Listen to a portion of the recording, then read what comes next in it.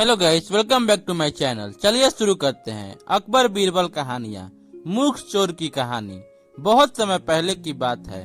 एक बार एक अमीर व्यापारी बीरबल से मदद मांगने के लिए राजा अकबर के दरबार में आया। उस व्यापारी के कुछ सामान चोरी हो गया था।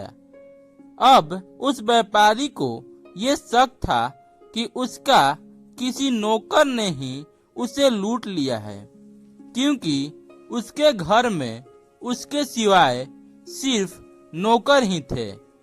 लेकिन उसके घर में बहुत सारे नौकर थे, इसलिए किसी भी नौकर पर चोरी का इल्जाम नहीं लगा पा रहा था। यह पता करना बहुत मुश्किल था कि वह व्यापारी बहुत ही मुश्किल में था और पता नहीं लगा पा रहा था कि इतने सारे नौकरों में असली चोर कौन है। तब उसने फैसला किया कि इस चोर को सिर्फ अकबर के दरबार में बीरबल ही पकड़ सकते हैं। तब जाके उसने अपनी इस परेशानी के बारे में राजा अकबर को बताई। तब महाराजा अकबर ने अपने सबसे चतुर मंत्री बीरबल को इस परेशानी का हल खोजने का दायित्व दिया। यह सुनकर बीरबल ने एक चतुर योजना के बारे में सोचा और व्यापारी के नौकरों को बुलाया।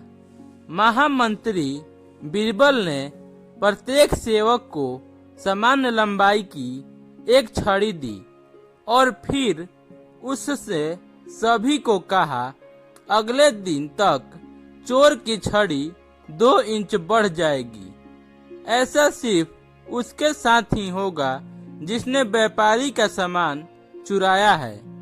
अगले दिन बीरबल ने सभी चोरों को सम्राट के दरबार में फिर से बुलाया।